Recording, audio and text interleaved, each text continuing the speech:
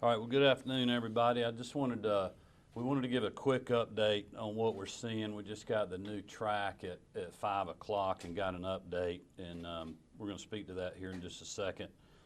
I'm going to let somebody that's got a lot more experience in that than I do.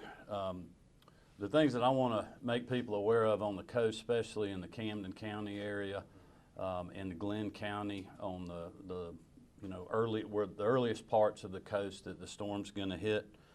We have the potential now, as the storm's moved a little bit west, to have 55 to 60 mile an hour winds right on the coast and on the barrier islands.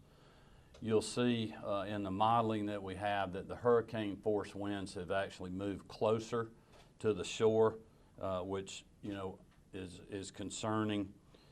The rain models changed a little bit for the better, but the problem we have is with the storm surge that we're expecting, and at some point we believe while the storm's off the coast of Georgia, we're going to have a couple of high tides the same time the storm's moving through, which is going to give us significant water flooding issues. Maybe not flash flooding now because of the amount of rainfall has decreased a little bit, but we certainly have the potential for some heavy flooding down there. And we just don't know where that's going to be right now. Just to go back on a few of the things that we do know, we're looking at a 4 to 7 foot storm surge, which is very high, higher than some of the more catastrophic storms that we've seen from a water perspective in the past.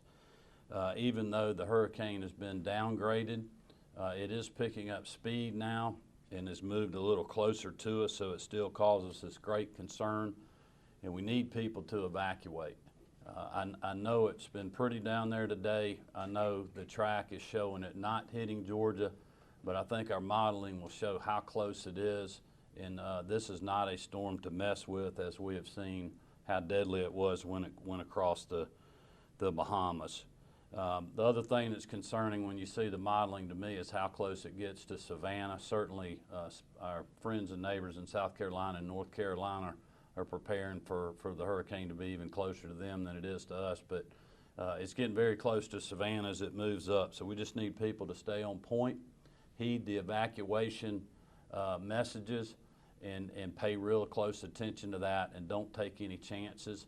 I would tell you that we've still had great partnerships with FEMA, the Georgia Emergency Management Agency, under Homer's leadership has been on top of things. We've got people, GEMA has people on the ground on the coastal counties. The governor's office does as well. So we're staying in contact with not only local emergency management officials, but elected officials and other people, just making sure that we're taking care of any concerns that we have down there. And with that, I'm going to turn it over to the meteorologist, let him go through the modeling, and then we can answer any questions you got. Thanks, sir. Just introduce yourself. Okay. Hey everyone, I'm Will Langston. I'm the state meteorologist here at the Georgia Emergency Management and Homeland Security Agency. Just want to show you the updated forecast track we've got for Dorian. I've got the windows zoomed in here on the coastal counties in Georgia. We've got the tropical storm force wind expected in blue. That'll start to move into Camden and Glenn counties tomorrow morning, late in the morning, 10 a.m. towards noon, and start to overspread the area, even move into some of the inland counties. The yellow ring is strong tropical storm force winds, which are 58 miles per hour and above. And you can actually see that they get very close to Camden, Glenn, and McIntosh counties, and then move on shore. This is expected early Thursday morning in Camden and Glenn and Liberty counties. But the hurricane force winds are now forecast to only be about 15 to 20 miles off of our coast. So any jog to the left that this hurricane track may end up taking would bring the hurricane force winds of 74 miles per hour and greater even closer to the shore. So it's a very close storm to the shore. We're going to see tropical storm force impacts, and I'm going to show you that in some of the modeling here. This is the latest European model for the wind speeds. We can see just how close this hurricane, which is still projected to be a hurricane, maybe a Cat 2 or even a Cat 3, see how close it gets to our shoreline. We can get gusts of hurricane force without seeing those sustained winds. And we're talking about a 24 to 30 hour period from start to finish for the coastal counties in Georgia. Let me show you the forecast simulated radar as well. We see those rain bands start to move into the coastal counties tomorrow morning around noon, and then we'll see that rain just continuously from those outer bands throughout the day Wednesday and then into Thursday morning as well. We're hoping that all the hurricane impacts will move out by noon on Thursday. We are expecting 4 to 7 feet of storm surge above ground level. Like the governor mentioned, we have 2 tides, one in the early afternoon tomorrow and then another one in the early morning hours of Thursday. We're going to get significant storm surge moving in, and we don't know exactly when the highest totals from the storm surge will move into the counties, but if they are to coincide with the high tide, we could see some record-breaking flooding in several parts of the southeast counties tomorrow afternoon and also overnight into Thursday. Anything else? Turn it over to you. All right, I think that's all we got. Anybody got any questions for us? Yes, sir. Question for you, Governor. Folks may be looking at this and they may say, oh, well, it dropped down to a category 2. As you mentioned, it's a beautiful day. Why do I need to evacuate? Can you just kind of emphasize? Well, look, I think that is what our struggle is. We're seeing that with our traffic counts. I'm hopeful that a lot of people are just waiting to leave tonight or first thing in the morning. If they're doing that, you know, I would urge them to get out early before this thing hits, and we'll get another update at 11 p.m. tonight. So I would tell people to follow us on social media and Gmail as well, and we'll keep updating people. You know, hopefully this storm will move back to the west. I mean to the east. But the last jog it had, it moved to the west. But the modeling, as Will was telling me, it can fluctuate a lot, and they like to give it a couple of cycles. But if for some reason the next cycle, 11, shows it bumping west again, and all of a sudden we were at 35 miles out, now we're going to be at 15 or 20, and it goes down to 10 or to 5. It just keeps moving the tropical storm inland, and you know, who knows where it goes from there when it gets up to the upper end of the Georgia coast. So, you know, we just want to reiterate, there's a reason that we ordered the evacuation to keep people safe. It is not worth it to get stranded out there. Certain wind speeds, DOT has to do inspections before we can make bridges passable again. So it just creates a lot of issues for us being able to get to people if you have medical emergencies and things of that nature. So we just really want to encourage people to heed the evacuation that we have put out there. There's a reason we did that. And if you haven't moved yet, you know, please move tonight or first thing in the morning. Governor, when we're talking about rising water and flooding and things like that, can you illustrate kind of some of the tangible effects that people who don't evacuate might see in their homes and in their areas?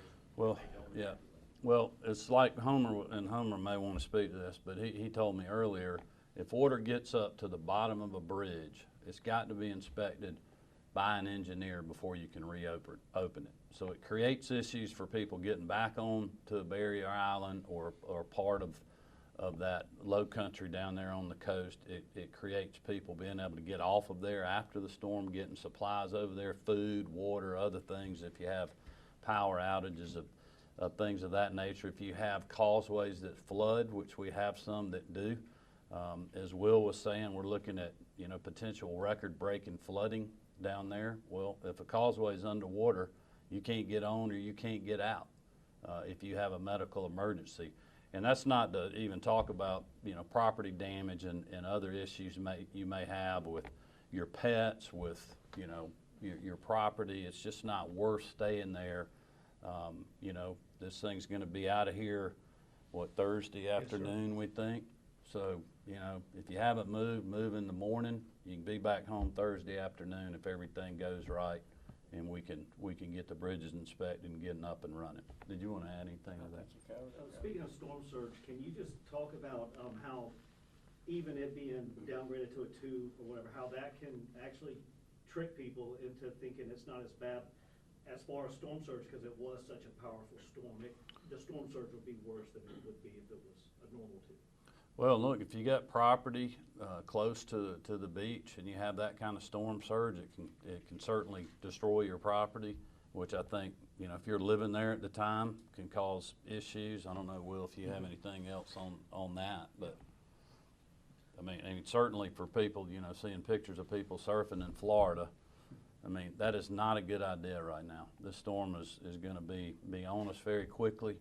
It'll be here in the morning, and that's the kind of things that we just want to avoid people. I mean, we do not want to have a death here in Georgia because of this storm or because of somebody not taking this seriously. This has been, as far as I understand it, and I could be wrong, a slow-moving hurricane, right? Can you speak to how that can also add to the damage? As you mentioned, it's a lot of rain that we're expecting.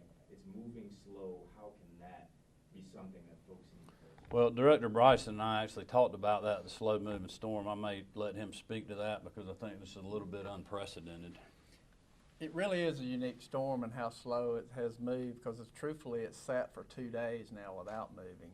And as the governor mentioned, it has downgraded a little bit in wind speed, but the expectations are that as it begins to move, it's going to be moving over warm water again, and it's going to potentially be building strength. So this storm could be more powerful when it reaches our coast than it currently is. And as the governor said, the track from this morning's forecast to this afternoon's forecast actually has moved it closer to our coastline. And when it comes to the evacuation, the only thing that I could add to that is that people that stay, not only are you going to be cut off, and there's going to be no stores, no place to go, your power's going to be out, but your city or counties, they're going to be cutting off the municipal water systems and the wastewater systems. So that's something you need to factor into your considerations if you really want to stay or not. One more question for me. Now that we got you all back on camera, because we were discussing it when we were looking at the models, can we explain the two high tides coming in at the same time with the hurricane and how that's... Let me let Will speak Sure. to that, and you can pull something. So the storm surge is actually forecast to build up along the coast ahead of the actual storm arriving there. It's such a huge storm that as it spins counterclockwise, it's going to be pushing water up against the coast. And if that storm surge coincides with a high tide, we could see several feet of water above ground level that's usually dry. So the concern is if there's a 9-foot difference between a high tide and a low tide. So that makes a world of difference when you're talking about storm surge coming in. We just don't know where exactly that those will coincide, but we have 2 opportunities for them to coincide with a high tide tomorrow afternoon and then one again on Thursday morning. You might want to speak to the storm, the last one we had so much damage, and we were at low tide from that. Yeah, we were. A lot of people are comparing this. People that were living on the coast over during Matthew and Irma. What's important to remember there, the storm surge predictions for those storms are very similar to this storm. However, the big difference there is naturally occurring high tides are ongoing right now.